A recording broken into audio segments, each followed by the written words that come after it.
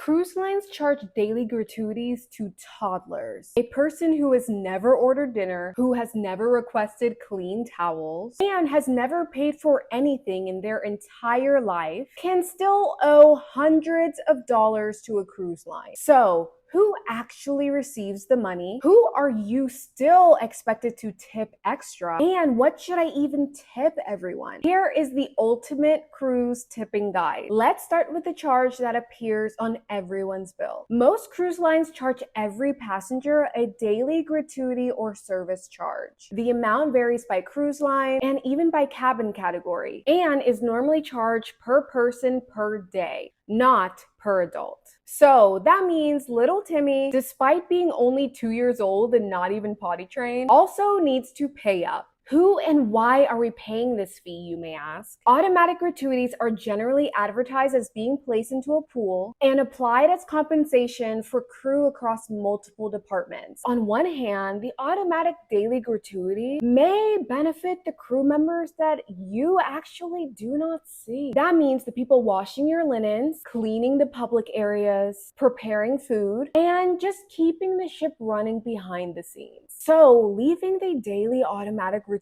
is certainly the easiest way to ensure that your contribution reaches the service team. However, most cruise lines have purposely evaded answering this question for years. Most of these do not tell us whether that money is utilized as supplemental pay or a subsidy of their base wages that they would have received regardless.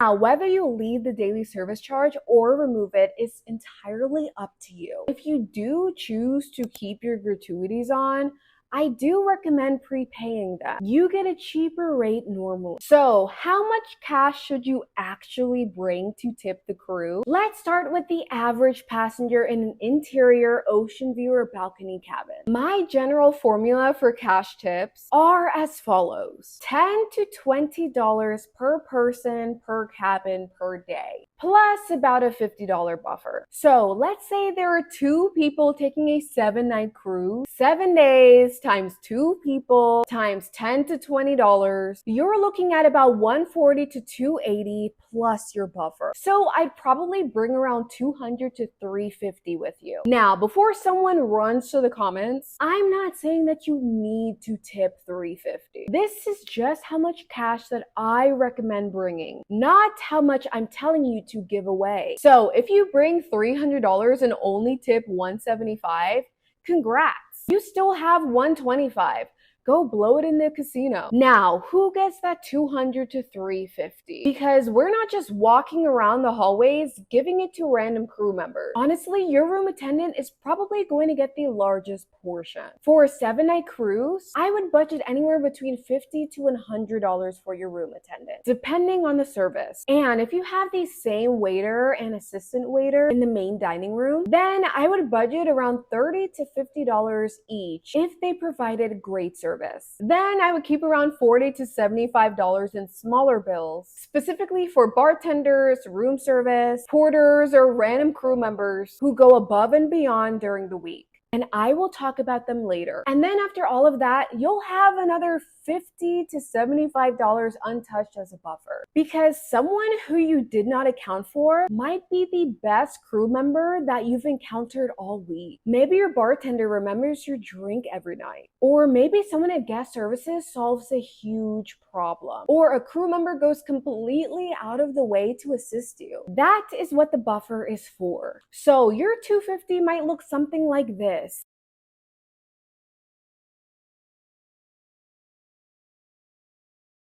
And please understand, this is not a tipping rule. I'm not saying that your waiter is entitled to $40 or your room attendant needs exactly $75. I'm simply giving you a starting budget so you're not standing in your cabin on your last night completely confused on who to tip. And if you do decide to keep the automatic gratuities in your account, remember, all of this cash is extra. For 2 people on a 7-night cruise, I would probably budget around $100, maybe $200 in cash and optional tipping. And you don't have to spend all of it. It is not an obligation. So if someone gave you poor or average service and you don't feel compelled to tip them additional cash, then don't. Now, sweet passengers, we are about to completely change the formula. Because when you add butlers, concierges, and dedicated support staff into the equation, your number typically ups the ante. You may have a completely different service structure. You could have a butler, you could have a concierge, multiple cabin stewards, and sometimes all of the above. So my recommendation, instead of budgeting per passenger, I budget based on the people providing the personalized service. So for a 7-night cruise, here is a general starting point. For your butler, I would personally set around $100 to $500 per suite. And that range is intentionally huge because if my butler introduces himself on embarkation day and then enters witness protection program for the rest of my cruise, we are absolutely not doing $500. But if they are genuinely making my vacation a lot easier, I will tip them accordingly. For your suite attendant, I would budget around $75 to $150 for the week, which may seem weird to you because for the regular cabins, I stated a number that was lower, but suites are cleaned more often, have amenities that regular cabins do not have, and have a higher standard of upkeep. If you regularly utilize the suite concierge, I would budget another $100 to $250, all depending on what they are actually doing for you. Then I would bring another $50 to $100 in smaller bills for bartenders, servers, room service deliveries, and random crew members who go above and beyond. And of course, I want an extra $50 to $100 as a buffer. So for a 7-night cruise in a suite, I would personally feel comfortable bringing anywhere between $400 to $750 in cash tips. Now, that does not mean that you are going to spend $750. That is just your budget. And here is something that I want suite passengers to understand. The price of your suite does not determine the tip. So if you spend $30,000 on a suite, you are not automatically obligated to hand your butler 20%. You are tipping for the service. Likewise, do not assume just because you have a butler, you're going to tip them the most. If your suite attendant was phenomenal and your butler barely existed, tip accordingly. And if you are deciding to keep your automatic gratuities on your account, I do have to say one additional caveat that a lot of people do not know. Many cruise lines explicitly state that butlers and concierges are not included in the tipping pool. So I would personally utilize the same exact formula as before and then give additional recognition to someone who made your vacation better, like the cabin steward or the bartender. Now let's get on to specific staff. You've brought your cash. Now, who is actually getting it? And how much are we talking? And remember, you guys, these are suggested tips for good service. These are not rules.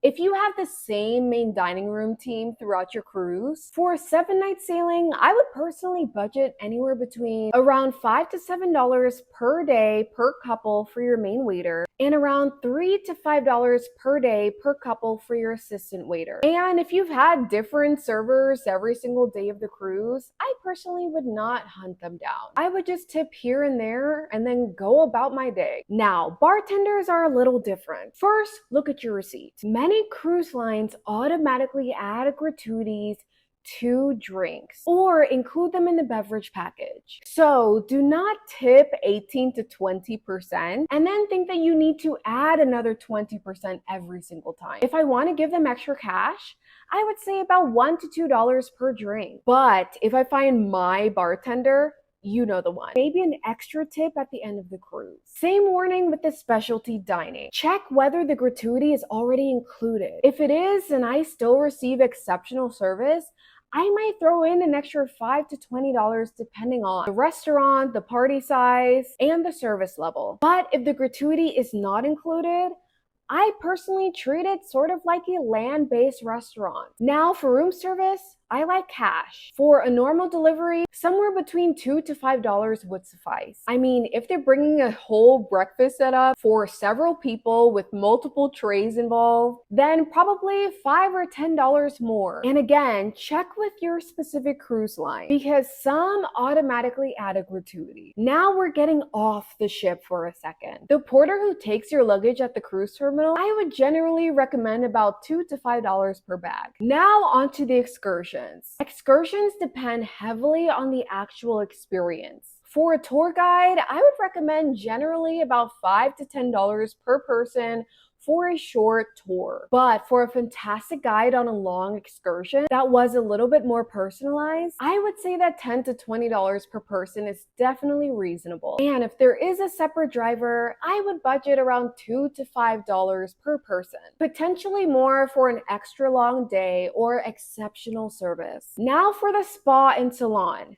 Check your receipt. Cruise spas commonly add a service charge or extra gratuity automatically. There will most likely already be an extra 18 or 20% added. So the additional gratuity line is solely if you choose to leave more. But if no gratuity is included, then I would probably tip around 18 to 20%. Now for the childcare staff.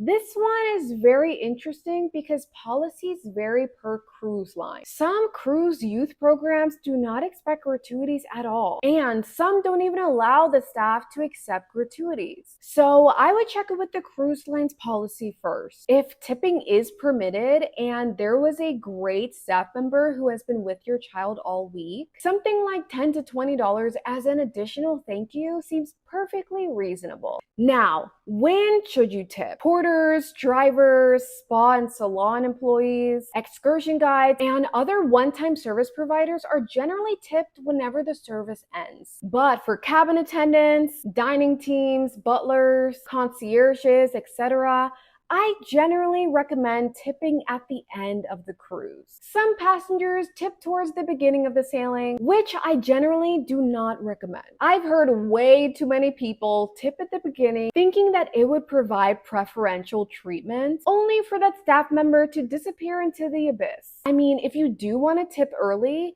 then I would recommend tipping midway through your cruise, or if that staff member went above and beyond. But always remember, you are already entitled to the service that is attached to the cabin and fare that you purchased. You should not feel the need to convince someone to do the job that you already paid for. Tip according to the service that is rendered, not the service that you hope to receive. Now, here is my personal tipping system. First, I determine whether or not the gratuities are already included in my cruise fare. And if they are not included, then I would remove the automatic gratuity on the cruise lines that I am confident do not provide the gratuity as a supplemental pay for the crew members. However, regardless, I always bring enough cash in order to tip the people who have personally made my experience phenomenal. To me, this system is more transparent, more personal, and more intentional, but your mileage may vary. Now, you may prefer leaving the automatic gratuity, or you may prefer removing it and tipping directly in cash. But whatever you choose,